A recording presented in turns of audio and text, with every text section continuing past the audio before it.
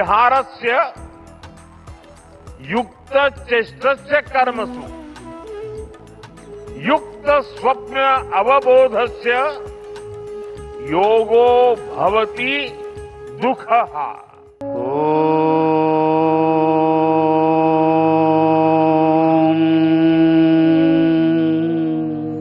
प्रथम अभ्यास घाड़ सामने एवं पिछने झुकानोर।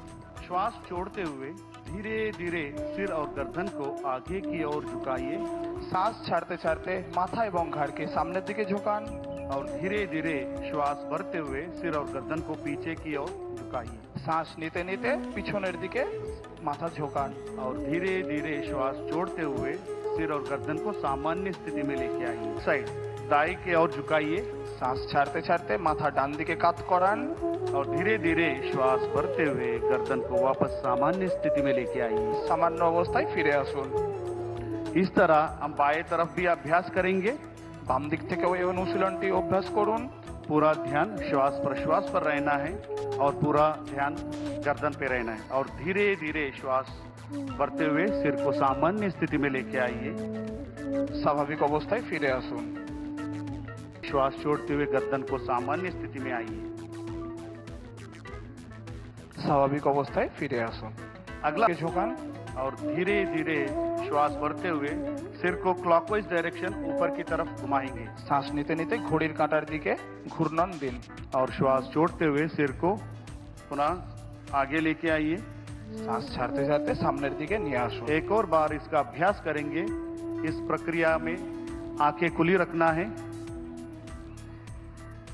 और धीरे धीरे श्वास छोड़ते हुए सामान्य स्थिति में आइए। से सिर के ऊपर लेके जाइए। सांस नीते नीते दुटो हाथ के ऊपरे निये आसुन। दोनों हाथों को हथेलियां बाहर की तरफ रहना है। दुटो हाथेर तालू बाहरेर दिके। इस अवस्था में थोड़ी देर रहिए और धीरे धीरे श्वास छोड़ते दोनों हाथों को नीचे की तरफ लेके आइए। स्वाभाविक अवस्थाय फिरे आसुन। एक और बार इसका अभ्यास करेंगे। पूर्ण श्वास प्रश्वास पर धीरे धीरे श्वास लेते हुए दोनों हाथों को बगल में से ऊपर की ओर लेके जाइए। हथेलियों का और मुख बाहर की तरफ रहना है और धीरे धीरे श्वास छोड़ते हुए दोनों हाथों को नीचे की तरफ लेके आइए। सांस छाड़ते छाड़ते सामान्य अवस्थाय फिरे आसुन। अब हम स्कंद चक्र का अभ्यास करेंगे। धीरे धीरे दोनों पर बैठे की स्थिति में आना है और इस अवस्था में थोड़ी देर बने रहिए और धीरे धीरे श्वास लेते हुए पुनः खड़े हो जाइए। हाथेर तालू और धीरे धीरे श्वास भरते हुए दोनों हाथों को सिर के ऊपर लेके जाइए। सांस नीते नीते हाथ ऊपरेर दिके। हो सके तो एड़ियों को उठाने का प्रयास। संभव होले गोड़ालिर ओपर संतुलन बनाने का प्रयास। और धीरे धीरे श्वास छोड़ते हुए दोनों हाथों को नीचे की तरफ सामने थेके माथार ऊपर निये जान। और धीरे धीरे श्वास बाहर छोड़ते हुए कमर से आगे की ओर झुकाइए। सांस छाड़ते छाड़ते कोमर थेके झुकान। दोनों हाथों को दोनों पैरों के पंजे के पास रखने का प्रयास। दुटो हाथ के पायर पासे स्थापित करुन। संतुलित आहार विहार से, संतुलित क्रियाओं और कर्मों से, संतुलित नींद और जागने से योग दुखों का नाश करने वाला हो जाता है। ये संतुलन ही योग का आधार है। यही संतुलन हमारे जीवन का आधार भी है। लेकिन ज्यादातर लोग आज इस आधुनिक समय में जीवन के असंतुलन से ही जूझ रहे हैं। बहुत मशक्कत करनी पड़ रही है उनको।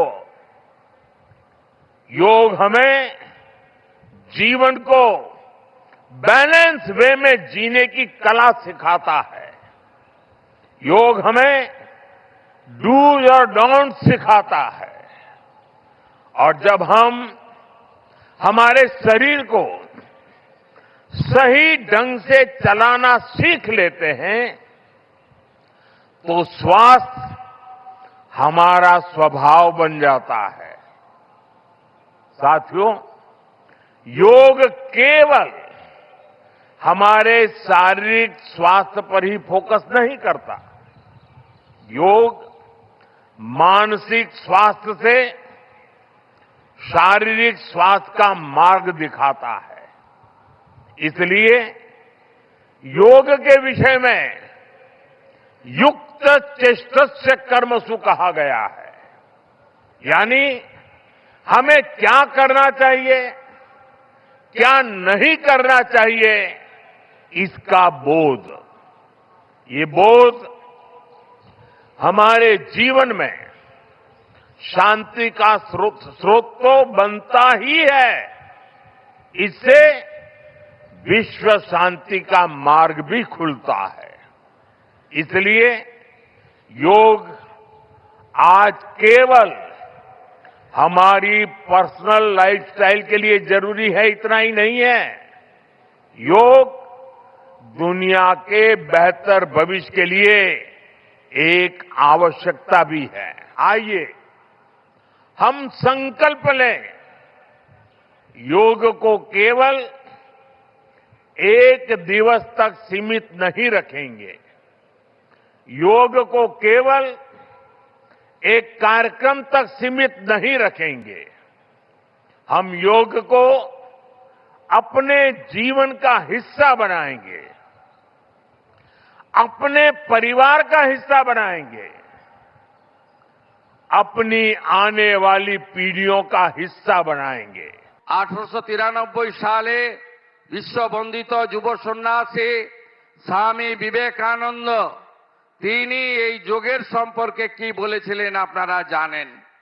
যোগই একমাত্র মুক্তির উপায়, যোগী আনন্দ, যোগী প্রেম এবং যোগের মধ্য দিয়ে মন এবং শরীরের বিকাশ তিনি অনেক আগে বলে গেছেন। ধন্যবাদ জানাবো মাননীয় প্রধানমন্ত্রীকে, যিনি পশ্চিম বাংলায় এই হারিয়ে যাওয়া, ভুলিয়ে দেওয়া যোগকে 2026-এ আন্তর্জাতিক যোগ দিবস 12তমতে আমাদের মধ্যে ফিরিয়ে দিলেন। ধন্যবাদ প্রধানমন্ত্রী। কি দণ্ডাসন বলা হয়। अब दंडासन के पश्चात हम आगे भद्रासन का अभ्यास करेंगे। পরবর্তী অভ্যাস ভদ্রাসন, जिसको भी गुडवे दाएं कंधों पर स्थापित करें। ডান হাতকে ভাঁজ করে বাম কাঁধে এবং বাম হাতকে ভাঁজ করে ডান কাঁধে রাখুন। क्या आइए और दोनों घुटनों को जोड़िए, पुनः वज्रासन में आइए और धीरे धीरे श्वास छोड़ते हुए सिर और गर्दन को दाएं तरफ मोड़िए। सांस और पैरों को आगे की तरफ कीजिए। इसका अभ्यास दूसरे पैरों से भी हम करेंगे। পরবর্তী অভ্যাস উল্টো পা থেকে। बाएं पैर को मोड़ते हुए दाएं पैर के घुटने के पास स्थापित करें और बाएं हाथ को पीछे धरती पर स्थापित करें। दाएं हाथ को बाएं पैर के घुटने के ऊपर से घुमाते हुए दाएं पैर के पंजों को पकड़िए या टखनों पर पकड़िए और धीरे से गर्दन को पीछे की तरफ घुमाइए और इस अवस्था में थोड़ी देर बने रहिए। सामान्य श्वास प्रश्वास। दोनों हाथों को मोड़ते हुए दाएं हथेलियों को बाएं हथेलियों पर स्थापित करें। ডান হাতকে বাম হাতের উপর স্থাপিত করুন। बाएं या दाएं गाल को दाएं हाथ पर स्थापित करें। ডান এবং বাম গাল স্থাপিত করুন হাতের উপর। इसको हम मकरासन कहते हैं। একে মকরাসন।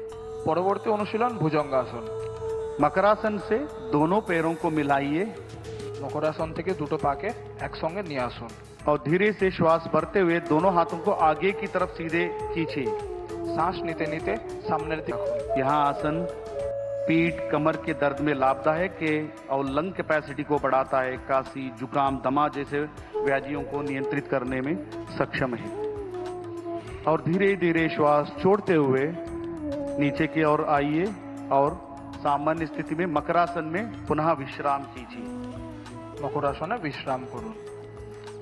अब हम अगले आसन शलभासन का अभ्यास करेंगे। পরবর্তী আসন শলভাসন। मकरासन मोड़ते हुए दोनों पैरों को एड़ियों को नितंब के पास लेके आइए।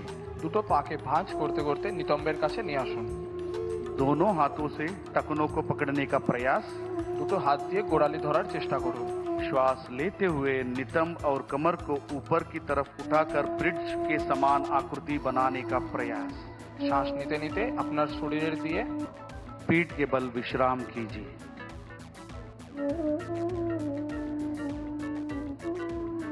अगला अभ्यास उत्तान पादासन।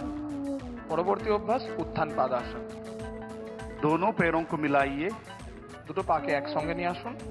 हाथों को शरीर के पास सीधा रखिए, हथेलियों को जमीन पर रखें। श्वास लेते हुए दोनों पैरों को एक साथ ऊपर 30 से 45 डिग्री कोण बनाइए, उठाकर कोण बनाइए। শ্বাস নিতে নিতে পায়ের দ্বারা 45 ডিগ্রি কোণ দিন।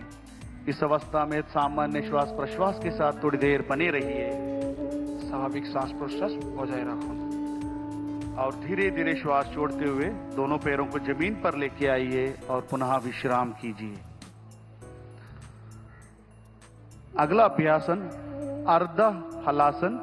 थोड़ी देर बने रहिए सामान्य श्वास प्रश्वास पर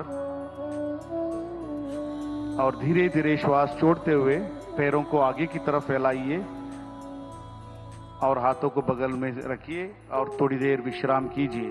पवर मुक्तासन यहाँ अजीर्ण कब्जी जैसी अवस्था को निवारण करता है और पीठ और पेट की चर्बी को भी घटाने में सक्षम है। अब हम पूरे विश्व का सभी जीव जंतुओं का मनपसंद आसन शवासन का अभ्यास करेंगे। दोनों पैरों को दूर रखिए, दोनों पैरों को दूर रखिए और हाथों को शरीर से बाहर रखिए। দুটো পায়ের মধ্যে দূরত্ব বজায় রাখুন এবং দুটো হাতের মধ্যেও দূরত্ব বজায় রাখুন। हथेलियों को आसमान की ओर खुले रखें হাতের তালু আকাশের দিকে। और आंखों को कपालभाति का दूसरा चक्र हम शुरू करेंगे। 20 आवृत्ति के लिए गहरा लंबा श्वास अंदर लीजिए। श्वास छोड़ते हुए पेट दाएं नासिका रंध्र से धीरे धीरे श्वास को अंदर की तरफ लीजिए। एक और बार इसका अभ्यास करेंगे। धीरे धीरे श्वास को लेफ्ट नॉस्ट्रिल से धीरे धीरे श्वास को अंदर लीजिए और राइट नासिका रंध्र से श्वास को बाहर की तरफ छोड़िए और धीरे धीरे श्वास को अंदर की तरफ और धीरे धीरे श्वास को बाहर की तरफ छोड़िए और धीरे धीरे हाथ को नीचे की तरफ लेके आइए। एक और बार इसका अभ्यास करेंगे। धीरे धीरे जीभ से श्वास को अंदर की तरफ खींचिए और धीरे धीरे श्वास को नाक से बाहर की तरफ छोड़िए। यह अभ्यास मन में शांति को प्रदान करता है, चिंता तनाव अवसाद जैसे बीमारियों को नियंत्रित करता है। अगला अभ्यास भ्रामरी प्राणायाम का करेंगे। পরবর্তী অভ্যাস ভ্রামরী। ओम शांति शांति शांति। आप सभी से अनुरोध है, सभी लोग बैठे रहना है जब तक माननीय प्रधानमंत्री जी यहाँ से प्रस्थान नहीं करेंगे। कोई उठना नहीं है। आप